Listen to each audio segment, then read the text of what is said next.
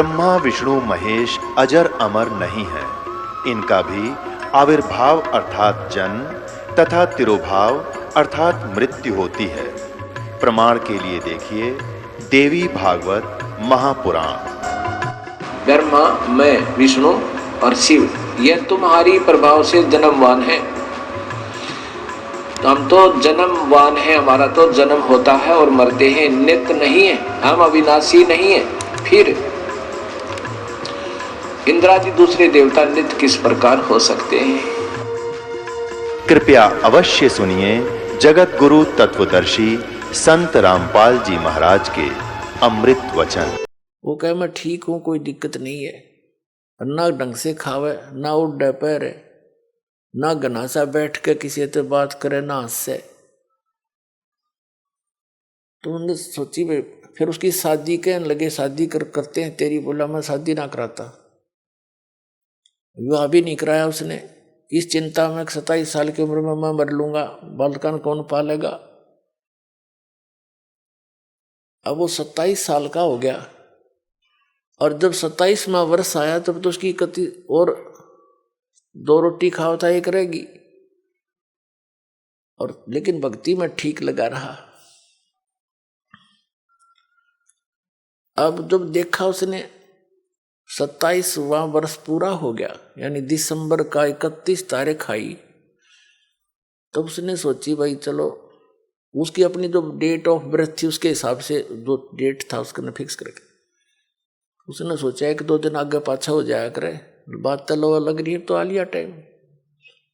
1 दिन गया, 2 दिन गया, 3 दिन गया, चौथा दिन भी इंतजार करी, 5 दिन हो गए, 10 दिन हो गए, 15 दिन हो गए।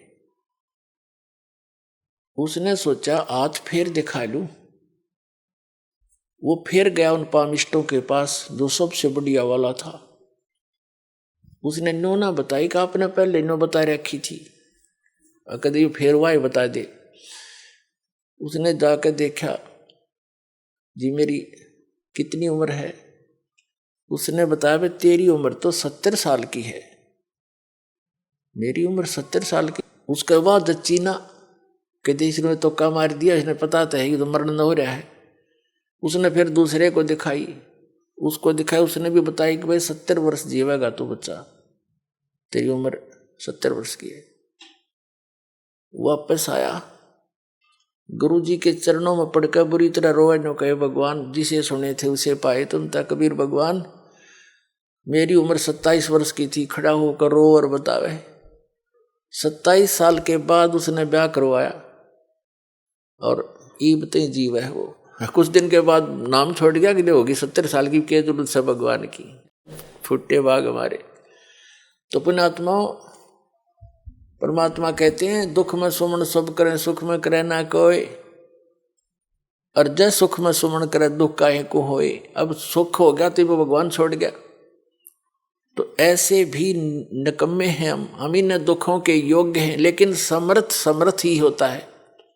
उसने अपनी समर्थता दिखा दी जो वेद बताते हैं। ऋग्वेद मंडल नंबर 10 सूक्त नंबर 161 के मंत्र नंबर 2 में लिखा है कि यदि कोई रोगी हो, उसका रोग अक्षमता से भी आगे पहुंच गया हो और उसकी मृत्यु भी हो जाए, तो भी परमात्मा अपने भगत की 100 वर्ष की आयु यानी आयु बढ़ा सकता है। और मरने के उपरांत जहाँ भी कहीं गया हो वहाँ से वापस ला करके उसको पुनर्जीवन दे सकता, उसी बॉडी में प्रवेश कर सकता। तो वो परमात्मा ये कबीर जी हैं। तो कहते मासा घटे न तिल बधे, विद ना लिखे जो लेख, और सच्चा सतगुरु मेट कर ऊपर मारे मेख। अब मेख मार दी उसकी, परमात्मा ने बढ़ाकर उसकी खत्म कर दिया कि नहीं मरेगा। और ये है समर्थ की शक्ति। लेकिन हम सत्संग के अभाव से फिर विचलित हो जाते हैं। उसने अपना फिर जीवन नाश कर लिया मूर्ख ने। वो फिर हमारे गांव में ब्याह गया था, 27 साल का हो रहा था, और हमने उसका खूब याद है ये बातें। तो पुण्यात्माओं, आपका सौभाग्य, आपने ये वचन भी सुनने को मिल रहे हैं। न काल तो आपके कान के छींट भी ना लागने देश ज्ञान की। कोई कित्ता फंसा रखा है, कोई कित्ता उलझा रखा है, कोई वैष्णो देवी पर जहाँ बेचारे इतने पहाड़ों पर चढ़ जाते हैं, कोई सालासर जा रहा है, कोई बालाजी जा रहा है, कोई मंदिर मस्जिद गुरुद्वारों में ही अपना भक्ति का आधार बनाकर जा रहा है। ये सब काल के द्वारा भ्रमित कर दिए। अब ये ज्ञान शुरू किया परमात्मा ने, और जो यहाँ आएगा उसका कल्याण अवश्य होगा और उसके ये सुख अवश्य मिलेंगे उनको।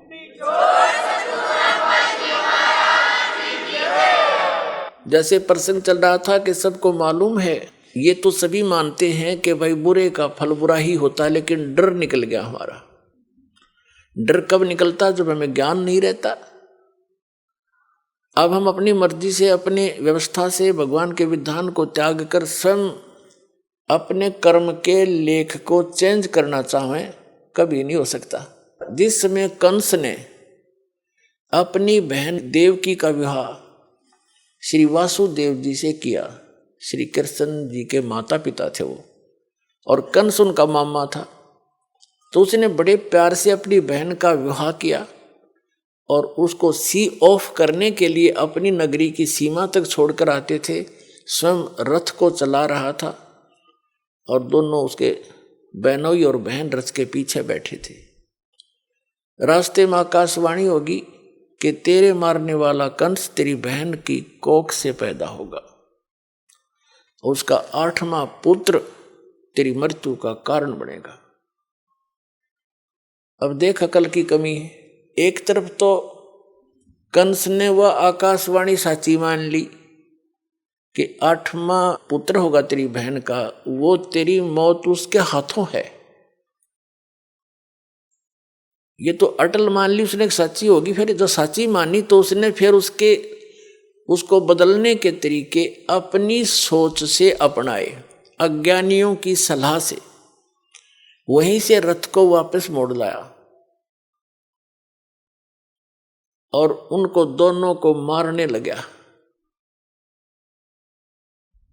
अब अपनी मौत तो इतनी प्यारी, और बहन और दामाद उस बनोई की मौत उसने कुछ भी ना समझी, अकल के हीन ने। तब उन दोनों ने प्रार्थना की कि भाई, उसकी बहन कहने लगी भाई मुझे मारे ना, क्यों बहन भाई का लगाव न्यारा ही होता है। भले ही वो इस बात को सोच रहा था, फिर भी बहन की इस पुकार को पर उसने जोर देना पड़ा। कुछ रजा मालिक की थी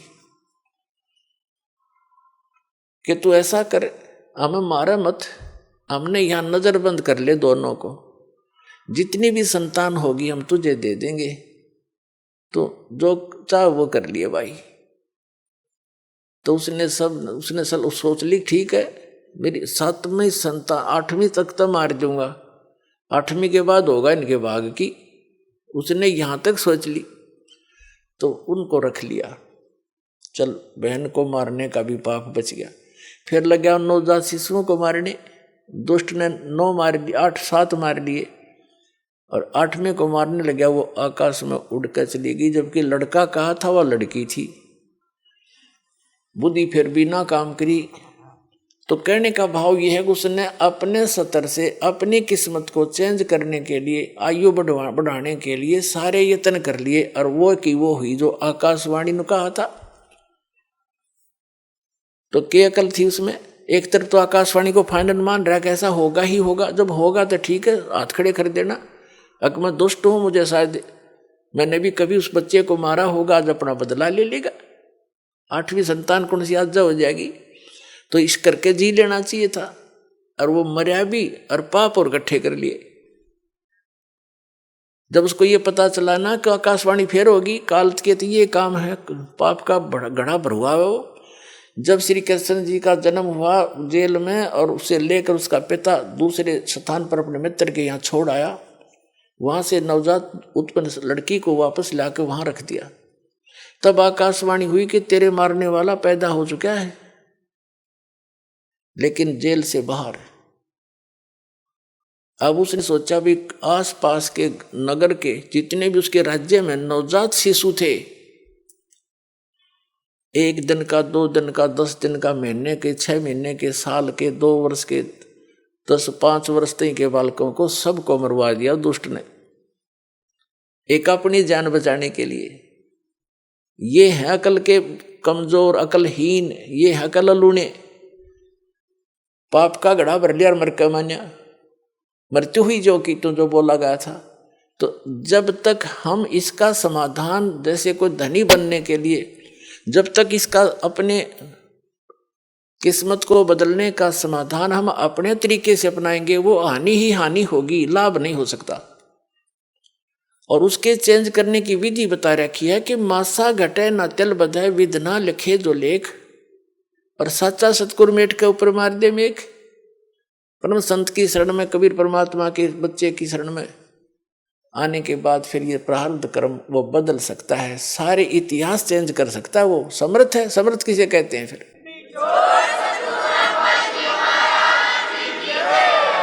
अपने आत्मा परमेश्वर हमें याद दिलाते हैं कि तुम यहां के वासी नहीं हो, और वो परमात्मा स्वयं ही चलकर आते हैं, हमें यथार्थ ज्ञान बताते हैं। जैसे आप जी सत्संग में आते हैं, महीने 2 महीने 10-15 दिन, महीने 4 महीने में तकरीबन सभी आ लेते हैं। तो अन्य व्यक्ति तो ये सोचते हैं कि ये कितना हानि करते हैं, किराया लगता है, काम छोड़कर जाते हैं। पुण्यात्माओं, आप जी को ये ज्ञान होना चाहिए कि आप जहां से चलते हो और यहां तक जो भी आपका किराया भी लगता है,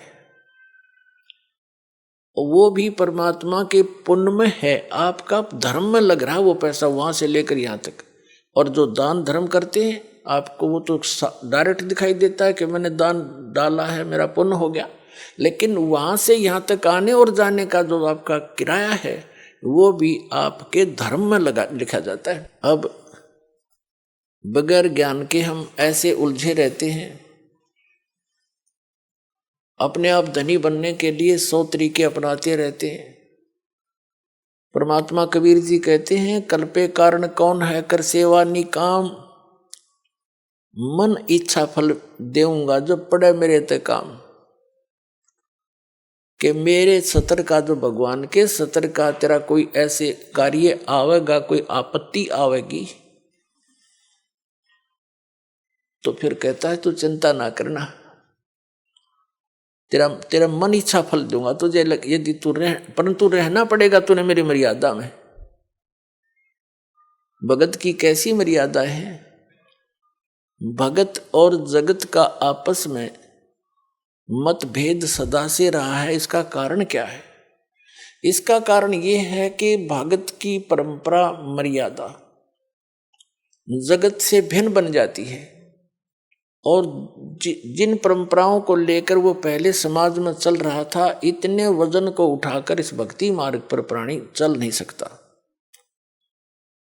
जैसे कोई यात्री है, यात्रा कर रहा है, वो पहले ही सोच लेता है आवश्यक वस्तुएं ही लेकर साथ चलूं, अधिक गठड़ी उठाते सफर नहीं कर पाऊंगा, उसको अंडरस्टूड होता है। तो वो ज्यादा नहीं बांधता, एक थैला छोटा सा काख में टांगा, आवश्यक वस्तु डाली और सफर पर चल पड़ता है। जो भक्त बन गया वो परमात्मा के मिलने वाले मार्ग पर चल पड़ा, और जो भक्त नहीं बना वो वहीं बैठा अपने घर पे, वो उस वस्तु को प्राप्त नहीं कर सकता। तो उसकी मर्यादाएं कुछ अन्य हैं, उनसे हटकर हम अपने सीमित करके इस सफर पर चल सकते हैं। तो इस प्रकार जगत और भगत की आपस में मतभेद बना रहता है कि ये तो ऐसे भी नहीं करते, ये त्योहार भी ना मनाते, ये तो दहेज भी ना देते, ये लेते भी को नहीं। तो इस तरह के हम नहीं कर सकते, क्योंकि हमें ज्ञान हो गया कि आज हम किसी से लेते हैं, कल देना पड़ेगा। तो क्यों सिर में दर्द करे फिर देने के लिए? जैसे आज कोई रिश्वत ले रहा किसी से, 5,000, 10,000, 20,000 ले ली, और वो उसने देनी पड़ेगी फिर उसको आगे चल के अगले जन्मों में। अब परमात्मा आदरणीय गरीबदास साहिब जी कहते हैं, तुमने उस दरगाह का मैल नहीं देखा और धर्मराज के तिल तिल का लेखा। बता। कहते तुम इसलिए गलती करते हो, तुमने वो स्थान ना देखा जहां पर फैसले होते हैं इस भगवान के सत्र के। तुमने उस दरगाह का वो मैल नहीं देखा, धर्मराज के तिल तिल का लेखा।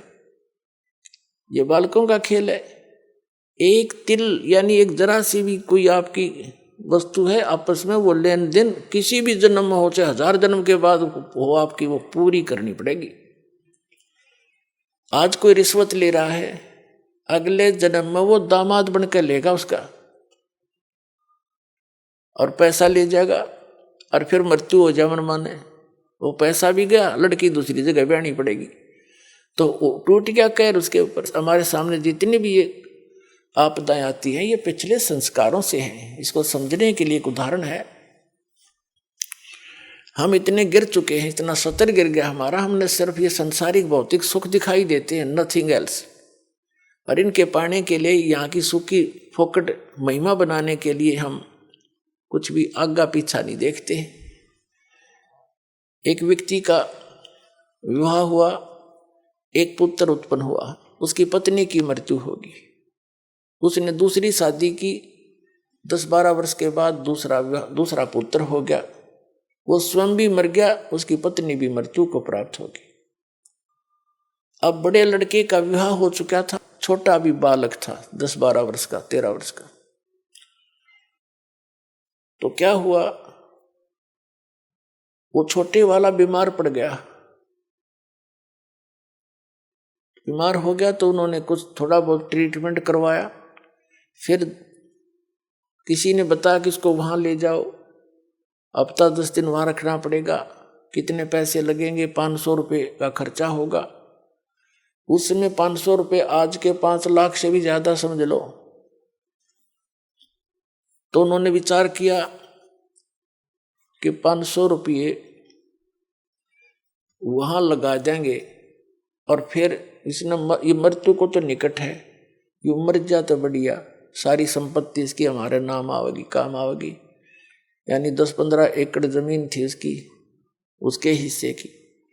उस लालच में उन्होंने केस स्कीम बनाई। एक डॉक्टर से बात करी, वैद्य से, कि वैद्य जी तो ऐसे ऐसे कर दे, ये बीमार तो है ही, किसी को पता भी नहीं चलेगा।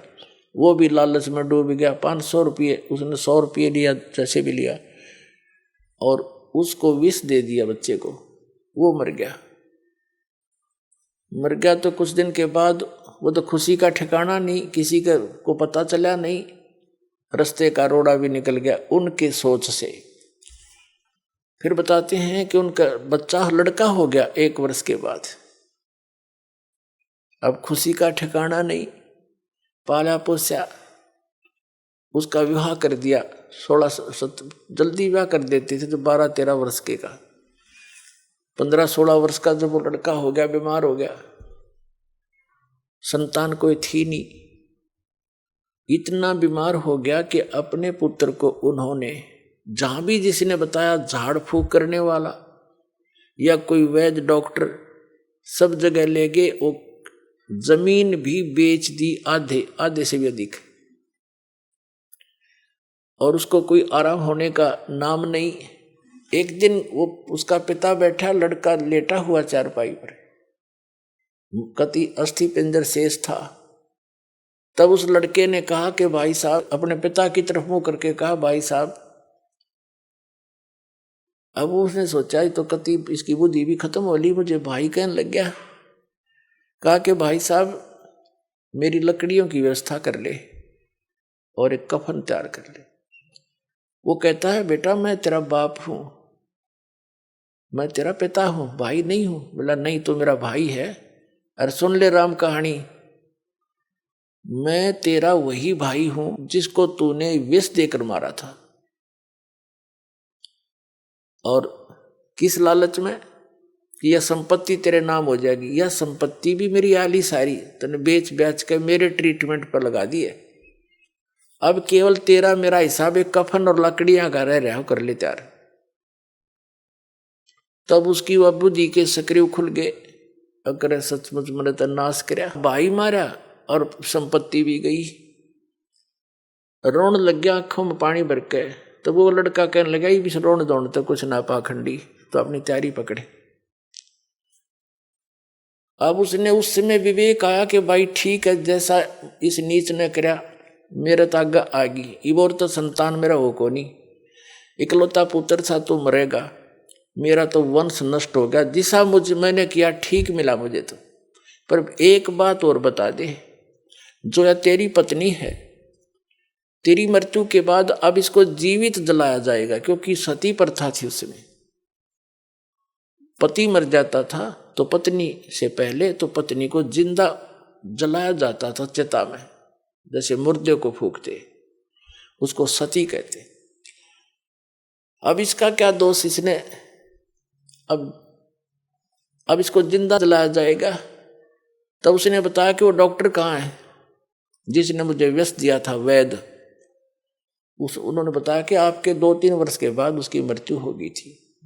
तो उस लड़के ने बताया कि ये वही है, ये डॉक्टर मेरी पत्नी, अब यो भी भोग लेगा अपने करे हुए को। तो पुण्यात्माओं, ये भले ही आपने कथा लगती हो, पर विधान है परमात्मा का। यो तुमने उस दरगाह का मैल नहीं देखा, और धर्मराज के तिल तिल का लेखा, एक एक पाई पाई का हिसाब होगा वहां पर। तो इस प्रकार हमने परमात्मा पर विश्वास करके, और जो साधना दास बताता है इसको करके देखो, और फिर लाभ देखिए उस परम पिता के। आपकी किस्मत से न्यारे देने लगेगा आपने, आप सोच भी नहीं सकोगे भगवान, हम तो सुना करते भगवान ऐसा कर देता है, पर और आज हो रहे हैं हमारे साथ। आपके कई दिन में समझ में नहीं आओ यू हुआ कैसे, यू कार्य कदे सोच भी ना सकते, यू तो किसी तरह भी होने का नहीं था, और ऐसे कर देगा आसानी से, आप सोच भी नहीं सकते। और फिर आपका विश्वास और दृढ़ होगा, ऐसे भक्ति में लग जाओ। जैसे परमात्मा ने एक एग्जाम्पल दिया, खुद मालिक ने आके, कुल धनी ने, कबीर भगवान ने, कबीर परमेश्वर काशी में एक धानक बनकर रहा। अब परमात्मा का विधान है कि वो स्वयंभू है, उसकी लीला में लिखा है, वो उसके गुणों में लिखा है, और वो सतलोक से, सचखंड से, जहां भी वो रहता है, हम उसको किसी भी नाम से उस स्थान को पुकारते हैं। अमरलोक कहो, सतलोक कहो, उसको झूलोक कहो, तो वहां से रहता है वो परमात्मा। नर आकार है, राजा के समान वहां बैठा है, सिर पे मुकुट है, सिर पे छत्र है, सफेद वस्त्र है, सफेद कलर है, सफेद ही उसका प्रकाश निकल रहा है उनके शरीर से। करोड़ सूर्य मिला दे, करोड़ चंद्रमा एक रोमकूप की इतनी शोभा है। और वहां सफेद पृथ्वी है, वो सफेद, जैसे यहाँ की पृथ्वी का कितना बालू रेत जैसा रंग है, लाल लाल गेरुआ सा, कहीं पर काली मिट्टी है, तो वहां का सभी मिट्टी बहुत चमकीली है, सफेद है, उपजाऊ गणी है। उस सतलोक ऐसा स्थान है, एक पृथ्वी है। और ये नकली जितने भी सतलोक के गुणगांव हैं, सचखंड बतावे हैं, ये राधा स्वामी पंथ, जय गुरुदेव पंथ, बिहानी जनोद वाला पंथ, ठाकुर वाला पंथ, किसी ने देख ले, कबीर पंथियों को देख लो, इस दास के अतिरिक्त कोरी उआ बाई बकरे, और जय गुरुदेव पंथ, और ये सच्चा सौदा सरसा वालों का, और जगमाल वाली वाला पंथ, ये सभी वहां कहते हैं वहां तो प्रकाश ही प्रकाश है, चेतन प्रकाश है। और मुक्त जीव वहां जाकर उसमें मिल जाती, लीन हो जाती है, बस जाकर बूंद समुद्र में। एक आधा चतुर कबीर पंथी कहता है आत्मा तो डॉट रूप में रहती है, बिंदु बिंदु। खाक देखा उन्होंने परमात्मा को, मूर्ख बना रखा। तो ये सभी अभी तक भ्रमित थे, इनका अनुभव निल था, इनका भक्ति विधि सही नहीं थी, इनका ज्ञान भी गलत था, इनके मंत्र भी गलत थे। 5 नाम काल के जाप करें, बात करें सतलोक जान की, टिकट कटा रहे लोकल बस की, बात करें अमेरिका जान की या अमेरिका से भारत आने की। तो ये कैसे बन सकती ये बातें? तो ये इनके नाम में गलत है वहां जाने वाले, तो कैसे पार होंगे? ये अंडरस्टूड है, क्योंकि हम इतने विश्वासी हैं कि जो गुरु बता रहे हैं फाइनल है बस, और सोचना ही नहीं। ना सोचो, वो शिवदयाल भूत बन गया है, बुक्की में बोला अपनी शिष्या में, सारे तुम बोलोगे, और समझदार है उन्हें सोचना पड़ेगा और कल्याण कराना चाहिए। दास की प्रार्थना है, पाछे बनी सो बनी, पीछे अब शेष तो बच जाओ, कितने दिन से शोर मचा रहा हूं, जेल में मैं चला गया तुम्हारे लिए, या सच्ची कहने के चक्कर में, और कहूंगा आखिरी सांस तक, चाहे शरीर रहो या ना रहो, कोई बात है या?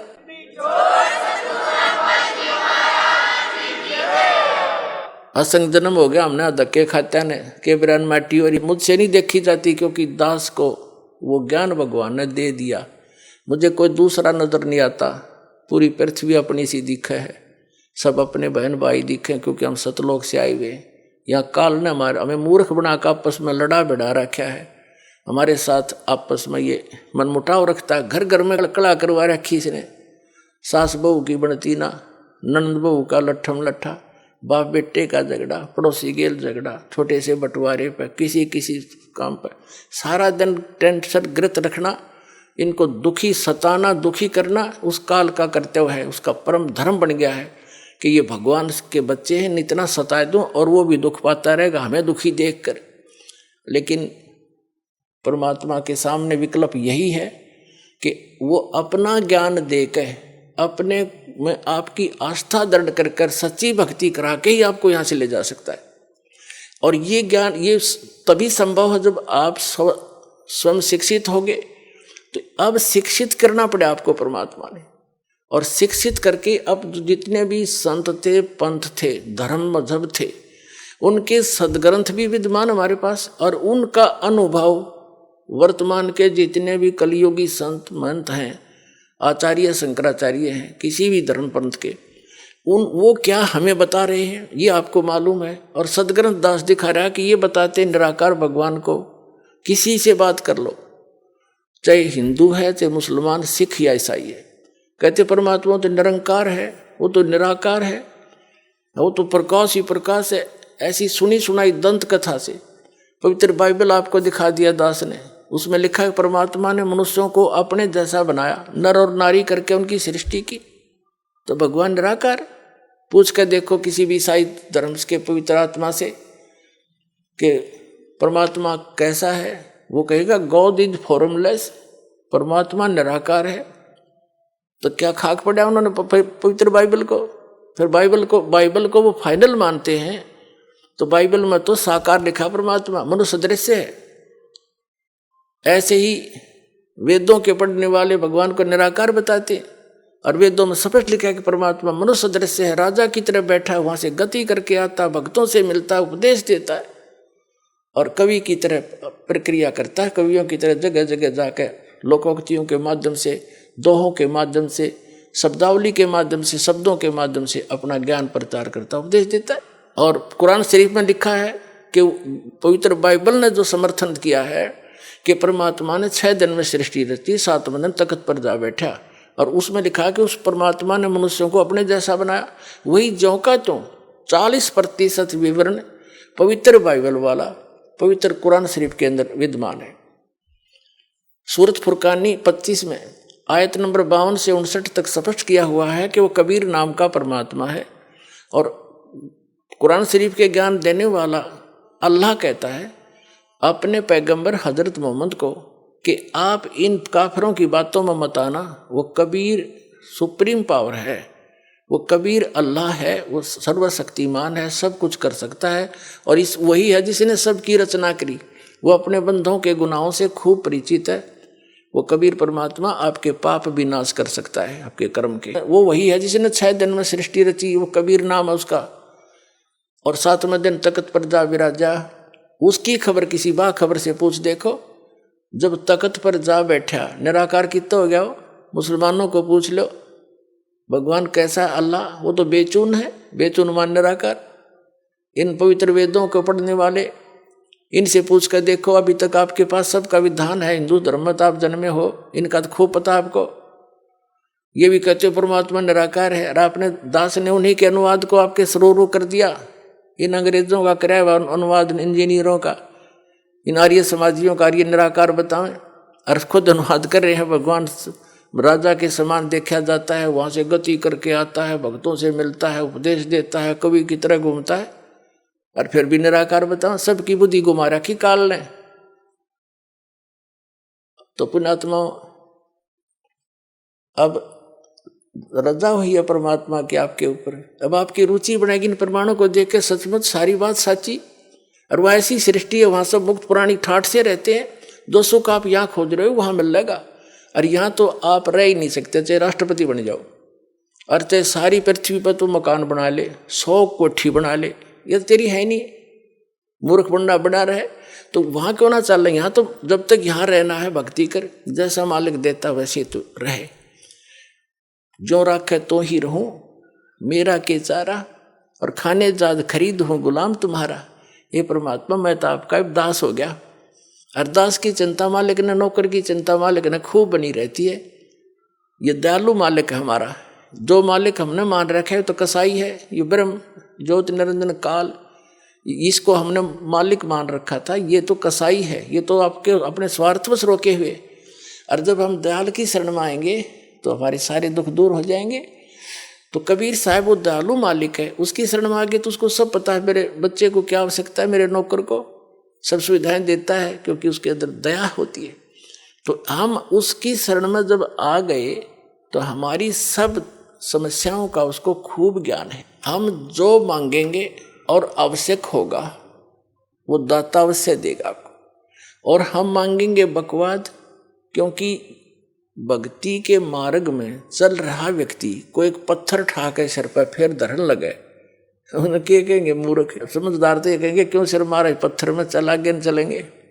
तो कहने का भाव ये है कि जो आप अनावश्यक वस्तु मांगोगे, जो आपके ऊपर पत्थर के रूप में होगा और भक्ति में बाधा करेगा इस सफर में, तो दाता वो दे को ना चाहते, क्योंकि आपको आवश्यकता नहीं है उसकी, और हम उसकी आवश्यकता मान रहे क्योंकि हम बालक है। तो इस प्रकार पहले दास चाहता है, बुद्धिमान समाज है, बहुत सावधानी से सोचना पड़ेगा आपने। जो किस लिए हम माया इकट्ठी करते हैं, कोठी और कार बनाने के लिए, और बेटा और बेटी के ब्याह में बकवाद करने के लिए, व्यर्थ का खर्चा करने के लिए, और ये बेमतलब के त्योहार चोर बनाकर बम पटाखे बजाकर फंड करने के लिए। तो ये भक्ता के काम नहीं है। ना जाने काल की कर डारे, किस विध ढल जा पासावे, और जिनाते सरते मौत खुड़क दी उन्हानु केड़ा हंसावे। हमने नोट ऐसे डर के रहना पड़ेगा या ना जाने के बिजली गिर जा। जैसे विवाह करते हैं बच्चों का, उसमें 6 महीने पहले तो चिंता वाले घर वालों ने, बेटी बहनी हो, और लड़के वाले की कभी बराबर खर्च वाले हैं, तो सारा पंगा पा रहे हर तरह का। तो उसके लिए फिर कितना डीजे लाएंगे, हाँ, फिर बड़ी बड़ी बारात, और ये सारा काम बिगाड़ा नहीं फिल्मों ने।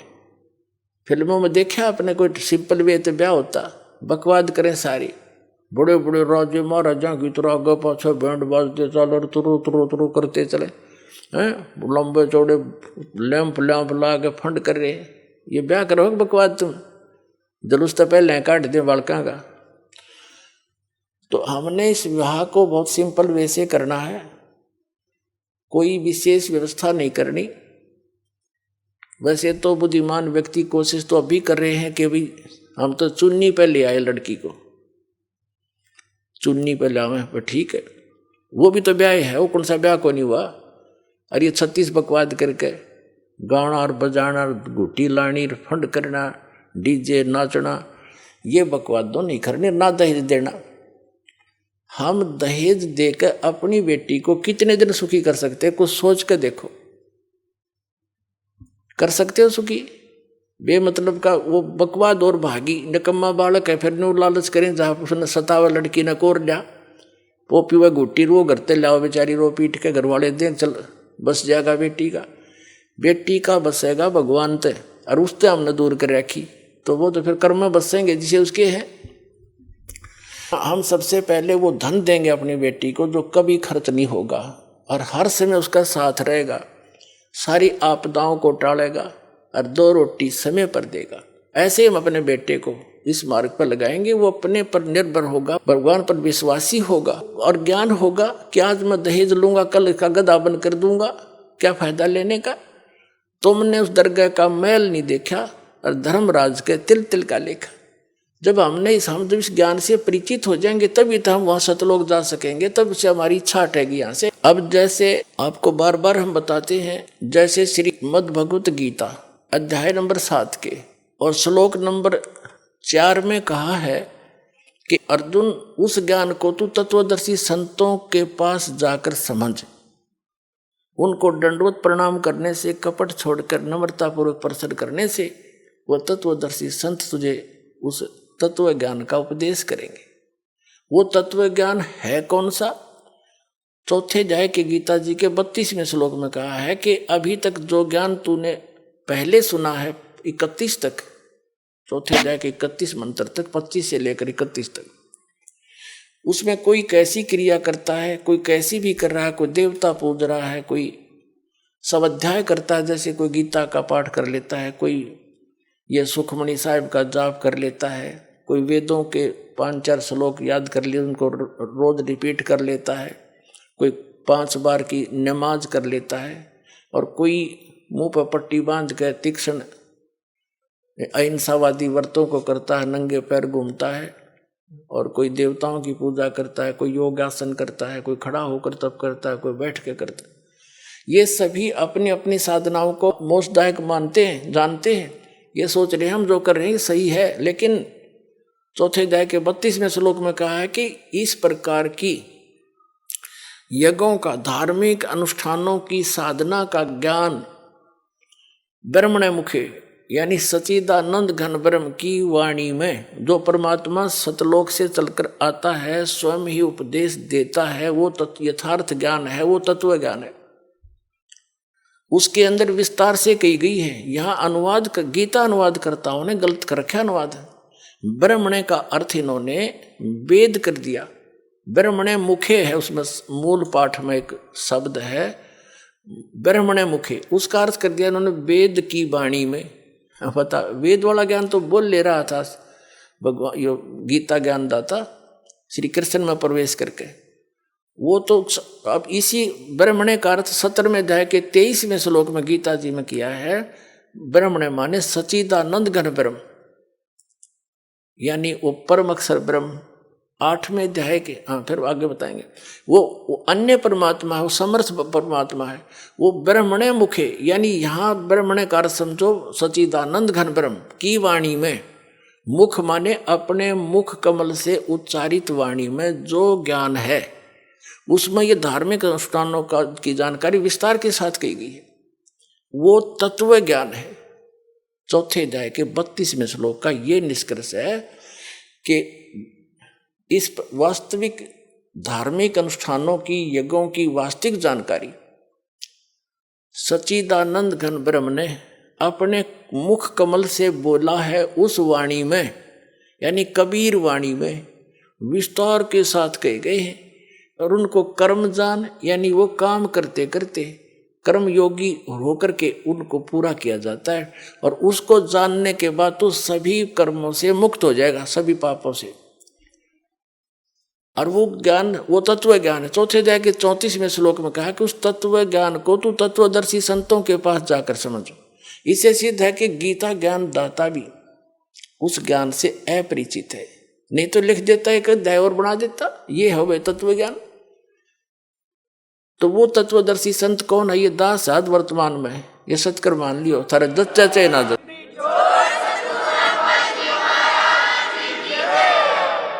और उनको दंडवत प्रणाम करने से पूरी गीता जी में केवल उस संत को ही दंडवत प्रणाम का प्रावधान बताया है, नहीं तो 18वें अध्याय के 65वें श्लोक में अपने विषय में कहता है गीता ज्ञानदाता के माम नमस्कारु, मुझे नमस्कार कर, मुझ में मन वाला हो, मेरा भक्त बन, तो निश्चय ही मुझे ही प्राप्त होगा।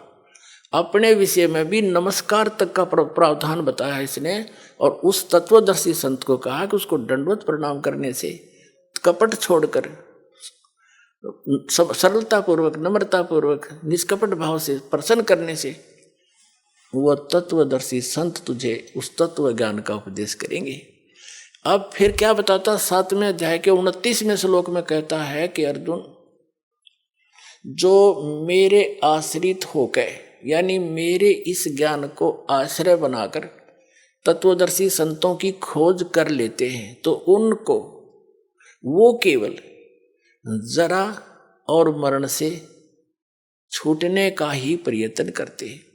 जरा मीन वृद्धावस्था, जरा मीन वृद्धावस्था और मरण मीन मृत्यु, डेथ। कहते वो केवल इस जरा बुढ़ापे के कहते और मृत्यु के दुख से बचने के लिए ही प्रयत्न करते हैं, क्योंकि वो तत्ब्रह्म विदु कृत्स्नम कर्म चाखिलम, तत्ब्रह्म विदु और कृत्स्नम अध्यात्म च अखिलम कर्म, वो सभी कर्मों से और संपूर्ण अध्यात्म मार्ग से और तत्ब्रह्म से वो पूर्ण रूप से परिचित होते हैं। और वही केवल जरा और मरण से छूटने का प्रयत्न करते हैं। इसका सीधा सा अर्थ है कि जो साधक संसार की अन्य किसी वस्तु की इच्छा मन में नहीं लेकर के केवल अपने कल्याणार्थ यानी जरा और मरण से छूटने का जो प्रयत्न कर रहे हैं, तत्ब्रह्म विदु उस परमात्मा को जानते हैं, जान चुके हैं तत्ब्रह्म को,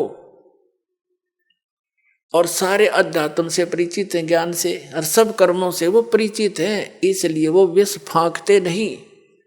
उनको जहर दिखाई देता है, किसी से रिश्वत लेना, ये करना, वो करना। जैसे किर का जहर का रंग होरी हो, कहो कौन तिस खावे राम रंग होरी हो। अगर तो होरी माने खुशी, जैसे होली बनाते हैं अपने हिंदू धर्म में, तो होली का मतलब बड़ी खुशी के साथ नाचते हैं, गाते हैं। कहते हैं यह तो है नकली होली, असल खुशी तो उनको होगी जो परम पिता परमात्मा कबीर जी की शरण में आकर विधिवत भक्ति करेंगे, सारे सुख रहेंगे, कदे आनी ना हुए। कहते समर्थ का शरणाग हो रंग होरी हो, कदे न हो ऐ काज राम रंग होरी हो।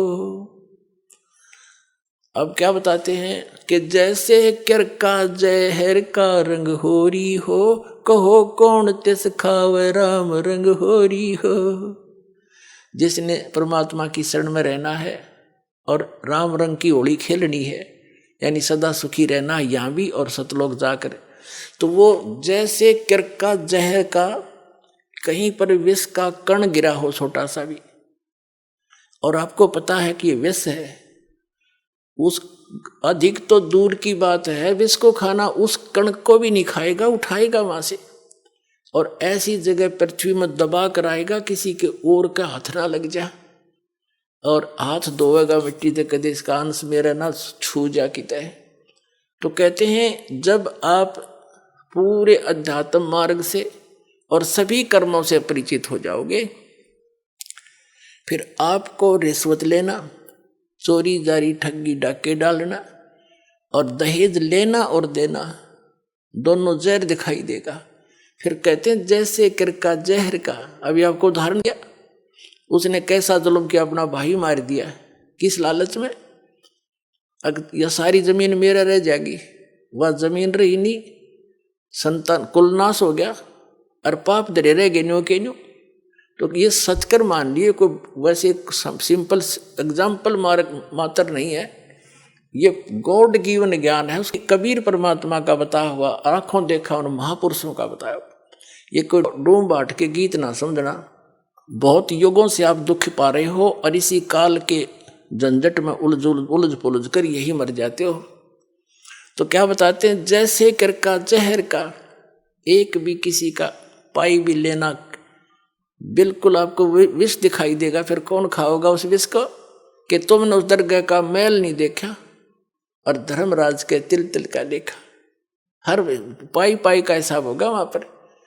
तो इसमें तो बहुत बड़ा बखेड़ा बन जाएगा आपके लिए। तो बुद्धिमान व्यक्ति फिर उसका निकट नहीं जा सकता। अबोध बालक जहर चाहे सारा खा जा, लेकिन ज्ञान होने के बाद व्यक्ति विष का निकट नहीं जाता। तो जब तक आप अबोध थे, खाते रहे विष, मरते रहे, गधे कुत्ते बनते रहे, ये विष है, ऐसे संकट भोगने पड़ते हैं अपने को। और जब बुद्धिमान हो गए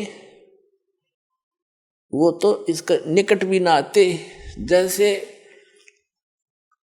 भक्ति के मार्ग में बहुत ही सीमित सामान लेकर चलना चाहिए। ये परमात्मा स्वयं आकर के भक्ति दृढ़ करते हैं कबीर परमेश्वर जी। एक समय ये कहीं प्रकट हो गए थे, वहां रह रहे थे एक संत रूप में। उनके शिष्य हुए एक रंका, एक बंका, एक उनकी लड़की थी, उसका नाम था वंका। और उसी समय उन्हीं के पैरल हुए श्री नामदेव जी, जो छिपा जाति में उनका जन्म था, बड़े महापुरुष हुए। तो पुण्यात्माओं, जैसे हम अन्य संतों के चमत्कार देखकर, उनसे हुई कुछ आध्यात्मिक लीलाओं को देखकर हम उनको परम संत मानकर वहीं तक सीमित हो गए, फिर उनकी समाधि पूजन लग गए यादगारों को। अब वो संत बचपन से ऐसे लीला होती थी उनसे, और उनके इतिहास में लिखा है कि छोटे ही बचपन में से ही उनके ऐसे ऐसे भगवान की तरफ से बहुत से उनके बेनिफिट मिले। तो वो पिछले जन्म के पुण्यकर्मी प्राणी थे, पार हुए नहीं वो, फिर दोबारा आगे जन्म लेकर। तो उनकी बचपन से ही वो भक्ति की जो चमत्कार थी, वो चिंगारियां फट रही थी। कुछ दिन में डिस्चार्ज हो जाती, खत्म हो जाती वो, कुछ दिनों के बाद फिर वो चले जाते ऐसे ही अपना कर्म बिगाड़ कर। उन्हीं में से ये एक नामदेव जी थे। बचपन से ही उनकी पिछले संस्कारों से, पुण्यों से बहुत से ऐसे लाभ हुए। एक बार विठल भगवान की पूजा करते हैं महाराष्ट्र के अंदर, तो विठल भगवान की एक मूर्ति बना रखी होती है। विष्णु है विठल, वैसे विष्णु को विठल मानते हैं, विठल विष्णु जी के अवतार थे। उनकी मूर्ति बनाकर पूजा करते हैं, उनको भोग लगाते हैं और पीछे आप भोजन करते हैं। तो एक बार नामदेव जी के छोटे से थे, उनके पिता ने कहा, बेटा हमने कहीं बाहर जाना है, कई दिन माना पड़ेगा, तुम भगवान को भोग लगाना ठाकुर जी को, और पीछे दूध पीना। पहले भगवान को भोग लगाना ठाकुर जी को, विठल जी को, और फिर पीछे ग्रहण करना, अन्यथा पाप लगेगा। बच्चे का बहुत जल्दी असर होता है इन बातों का। माता पिता चले गए, पहले से पैदल जाते थे, पैदल आते थे, 3 दिन जाने में, 1 दिन वहाँ रुक के 3 दिन आने में लग गए, जैसे भी 1 हफ्ते में आए। अगले दिन नामदेव जी ने नहा धोकर दूध का कटोरा भर के और विठल भगवान की मूर्ति का आगे रख के, जैसे माता पिता करते थे, पर्दा लगा के खड़ा हो गया, भगवान भोग लगा लो, भगवान भोग लगा लो। थोड़ी देर में पर्दा उठाया, जो का दो रखा कटोरा, नहीं दूध लगाया, नहीं पिया। आइए अब हम उन श्रद्धालुओं के अनुभव जानते हैं जो जगत गुरु तत्वदर्शी संत रामपाल जी महाराज जी से दीक्षा प्राप्त कर चुके हैं तथा उनके द्वारा बताए गए भक्ति मार्ग पर चल रहे हैं। नमस्कार सर। नमस्कार सर। सर क्या नाम है आपका? मेरा नाम प्रहलाद बसाक है। सर कहाँ से हैं आप? किशनगंज डिस्ट्रिक्ट, बिहार से हैं। संत रामपाल जी महाराज से नाम दीक्षा आपने कब ली? 2014 में नाम लिए थे।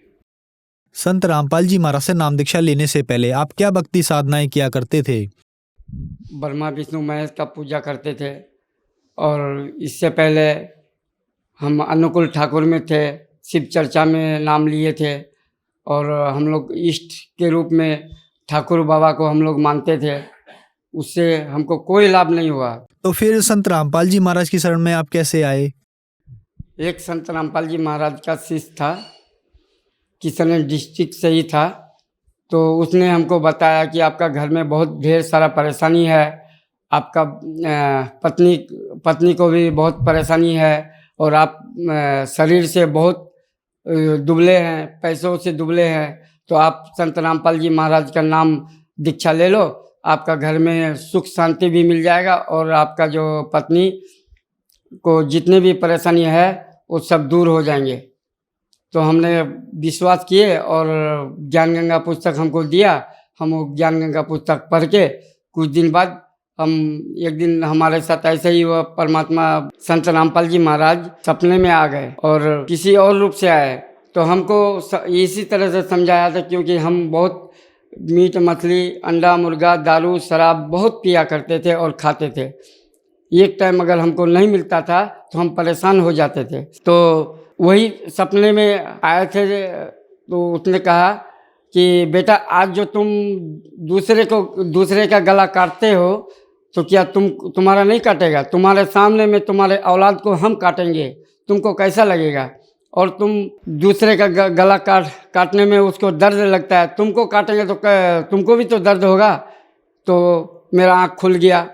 खुलने के बाद हम उसी टाइम निर्णय बना ली कि आज के बाद मेरा घर में मांसाहारी भोजन नहीं होगा। मेरा जीते जी जब तक मेरा हुकूमत चलेगा इस घर में मांसाहारी भोजन नहीं बनेगा। इसके लिए मेरा प्राण रहे या जाए। पुस्तक पढ़ने के बाद हम बरवाला आश्रम में गए, संत रामपाल जी महाराज से नाम दीक्षा लिए। सर, संत रामपाल जी महाराज से नाम दीक्षा लेने के बाद आपको क्या क्या लाभ मिले? सर, हमको लाभ तो बहुत ढेर सारा, छोटा मोटा लाभ ऐसा है जो ढेर सारा टाइम लग जाएगा, लेकिन जो मोटा मोटा है बहुत ज़्यादा है लाभ, वो हम बता रहे हैं। कि मेरा लड़का ठीक होने वाला नहीं था, अपेंडिक्स बता रहा था, कोई डॉक्टर कुछ बता रहा था, कोई डॉक्टर कुछ बता रहा था। और किशनगंज डिस्ट्रिक्ट में हॉस्पिटल है तो उसमें बता रहा था कि अपेंडिक्स हो गया, इसका ऑपरेशन करना पड़ेगा। उसको ऐसा इलाज किया कि वो गिर गया। गिरने के बाद हम बार बार बता रहे थे कि हम ऑपरेशन कराएंगे, लड़का का ऑपरेशन कराएंगे, लेकिन आप इसको पहले ठीक कर दीजिए, थोड़ा बहुत ठीक कीजिए, उसके बाद कल परसों से ऑपरेशन आप चालू कर दीजिए। लेकिन रात भर में भगत जी सर ऐसा हुआ कि उसको बेहोश कर दिया, बिल्कुल मृत्यु घोष ऐसा हो गया कि डॉक्टर जवाब दे दिया कि 2 घंटे के बाद मृत्यु हो जाएगा, जो जिसका ऑपरेशन होने वाला था। उसके बाद सब कोई बोलता था कि चलो तांत्रिक के पास ले चलो और कुछ ले चलो। हम रोते थे, बिलक बिलक के रोते थे और यही कहते थे कि नहीं, हम तांत्रिक के पास नहीं जाएंगे। इसके लिए चाहे हमको जो भी आगे समस्या देखना पड़े, हम तांत्रिक के पास नहीं जाएंगे। मेरा भाई भी था और मेरा चाचा का लड़का था, यानी समाज का भी आदमी, यानी जगत लोग गए थे वहाँ। सबका रुझान था कि तांत्रिक के पास चले, लेकिन हमको तो विश्वास था, संत रामपाल जी महाराज पूर्ण कबीर साहब के ऊपर विश्वास था। और हम सोचे कि तांत्रिक के पास नहीं जाएंगे और कबीर साहब के ऊपर विश्वास करके हम और कोई दूसरा डॉक्टर के पास ले जाएंगे। तो 2 घंटे का मोहलत नहीं देता था डॉक्टर कि 2 घंटे के बाद इसका मृत्यु निश्चित है, कोई नहीं बचा पाएगा। जब पूर्णिया ले गए, पूर्णिया ले जाने के बाद उसको ब्रेन टीबी बताया, जो जिसका कागज़ मेरे पास है। वहाँ भी डॉक्टर बताया कि ये बचने वाला नहीं है, लेकिन देखिए अब कैसे वो पैसा खींचने का चक्कर में वहाँ एडमिट कर लिया मेरे लड़का का एडमिट कर लिया। लेकिन वो लोग पैसा खींचने का बहाने से तो एडमिट किया, 6 दिन बेहोश रहा और संत रामपाल जी महाराज का कृपा से मेरा लड़का वहाँ जीवित लौट गया। डॉक्टर बता रहा था कि ये लड़का जिंदा नहीं बचेगा। तो फिर हम जितने भी मेरा संत रामपाल जी महाराज का शिष्य से हम जुड़े हुए थे, नंबर था, सबको हम बोले कि परमात्मा से अर्जी लगा दो। और हम लोग यहाँ परेशान है और हम भी वहाँ सोए धरती में लेट करके परमात्मा से, संत रामपाल जी महाराज से अर्जी लगाते थे और कहते थे, परमात्मा आपका ही बानी है कि माँ बाप के आगे औलाद का मृत्यु नहीं होता है। अगर मेरा लड़का मृत्यु हो गया तो आपके ऊपर विश्वास कोई नहीं करेगा। उससे पहले हम ये सहन नहीं कर सकते, या उससे पहले हमको मृत्यु दे दीजिए, हमको मृत्यु दे दीजिए, मेरा पत्नी को मृत्यु दे दीजिए। उसके बाद एक दिन तो हमको मरना ही मरना है। उसके बाद हम बहुत रोते थे। संत रामपाल जी महाराज को इतना याद किए कि 5 साल 6 साल में उतना याद नहीं किए थे। परमात्मा ने ऐसा कृपा किया, संत रामपाल जी महाराज ऐसा कृपा किया कि मेरा लड़का जीवित हो गया। मेरे लड़के का कोई डॉक्टर अपेंडिक्स बता रहा था, कोई कुछ बता रहा था, और पूर्णिया में ब्रेन टीबी बताया। तो आप लोगों का विश्वास के लिए हम डॉक्टरों का पेपर लेके आए हैं, आप ये देखें और रिपोर्ट देखिए, रिपोर्ट दिखा रहे हैं। 6 दिन के बाद बिल्कुल होश में आ गया। होश में आने के बाद फिर डॉक्टर ही बता रहा था कि ये कैसे जीवित हो गया, हमको खुद नहीं मालूम। आप लोग का जो है किस चीज़ में नाम ले रखे हैं, किसका पूजा करते हैं। तो हम बताए कि हम लोग संत रामपाल जी महाराज का शिष्य हैं और उन्हीं का नाम लिए, उसके पास अर्जी लगाए और परमात्मा वही है, संत रामपाल जी महाराज का ही कृपा से आज मेरा लड़का जीवित है। तो डॉक्टर भी मान गया कि नहीं, ऐसा कोई शक्ति है जो जीवित हो गया। और कंप्यूटर लोग भी अभी बता रहा है कि उस डॉक्टर से मिलने के लिए जो जाते हैं तो बताता है कि हम लोग जानते थे कि 2 घंटा 3 घंटा 4 घंटा के अंदर में इसका मृत्यु है, लेकिन हम लोग पैसा खींचने का चक्कर में इसको एडमिट कर लिए थे, लेकिन कैसे बच गया वो ऊपर वाला ही जाने। और मेरा पत्नी का नाम दीक्षा लेने से पहले हम बहुत परेशान थी। डॉक्टर को दिखाते थे, 2 दिन 3 दिन 4 दिन परेशान रहते थे। जब दवाई दिलाते थे तो 2 दिन 3 दिन 4 दिन यानी अच्छा हो जाता था। उसका पेट का समस्या था, पेट झड़ जाता था। उसके बाद फिर जैसे ही हमको जो संत रामपाल जी महाराज का शिष्य बताया था कि आपका जो पत्नी का भी बीमारी है वो भी ठीक हो जाएगा, आप शरीर से ठीक हो जाएंगे और पैसों से भी ठीक हो जाएंगे। तो अभी तो नाम दीक्षा लेने के बाद मेरा पत्नी का बीमारी ठीक हो गया और एक कहीं भी डॉक्टर के पास नहीं गए और ऐसे ही एकदम बिल्कुल परमात्मा का नाम सुबह शाम भक्ति करते थे और ठीक हो गया। हम पहले बहुत नशा करते थे, ऐसा गंजा, भांग, दारू, खैनी हर कुछ खाते थे। जो यहाँ जब से हम बाबा धाम गए थे तब से हम गंजा पीना शुरू कर दिए थे प्रसादी का रूप में कि भोले बाबा का प्रसादी है। तो कुछ दिन बाद हमको समझ में आया कि भोले बाबा का प्रसादी है और मेरा बुराई आगे बढ़ते जाता है। तो प्रसादी का रूप में तो भोले बाबा तो जहर भी पिया था प्रसादी का रूप में, तो हम वो भी पी के देखेंगे तो फिर हम तो मर जाएंगे, तो फिर कैसा दिए है। हमको समझ में आया कि नहीं ये गलत है। फिर संत रामपाल जी महाराज का शरण में आए। शरण में आने के बाद ही नशा मेरा छूटा, नहीं तो ऐसा कोई दुनिया में ऐसा कोई पंथ नहीं है, ऐसा कोई धर्म गुरु नहीं है जो मेरा नशा छुड़ा देता। जब से संत रामपाल जी महाराज का शरण में आए मेरा आर्थिक स्थिति ठीक हो गया। संत रामपाल जी महाराज से नाम दीक्षा लेने के बाद आपको बहुत सारे लाभ मिले, तो जो दर्शक आज आपको टीवी पर देख रहे हैं उनके लिए आप क्या कहना चाहेंगे? उनके लिए मेरा हाथ जोड़ करके प्रार्थना है उनसे कि आप लोग भी संत रामपाल जी महाराज का ज्ञान समझें और ज्ञान गंगा पुस्तक पढ़े, जीने की राह पुस्तक पढ़े, टीवी में सत्संग आता है वो देखे, फेसबुक में यूट्यूब में सत्संग आता है। कृपया आपसे विनती है आप लोगों से कि टीवी देखे। संत रामपाल जी महाराज जितने भी धर्म पुस्तक है, ग्रंथ है, सब खोल करके बता रहे हैं कि ऐसा नहीं ऐसा है। आज तक ऐसा कोई धर्मगुरु नहीं बताया था।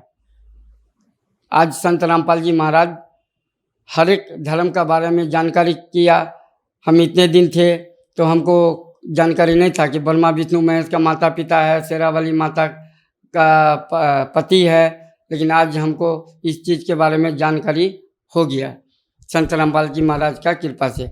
संत रामपाल जी महाराज से नाम दीक्षा कैसे ले सकते हैं? टीवी में सत्संग आता है, उसके नीचे पीली पट्टी आती है, उसमें नंबर दिए जाते हैं, फ़ोन नंबर, तो उसमें फ़ोन करके पता करने के बाद आपको बता दिया जाएगा कि आप आश्रम कहाँ है, आपका नज़दीकी आश्रम कहाँ है, उसमें जाके नाम दीक्षा ले सकते हैं। धन्यवाद सर। सत साहेब।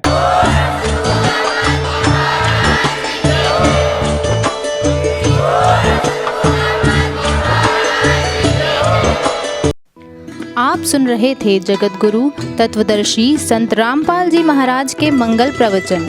अधिक जानकारी के लिए संपर्क करें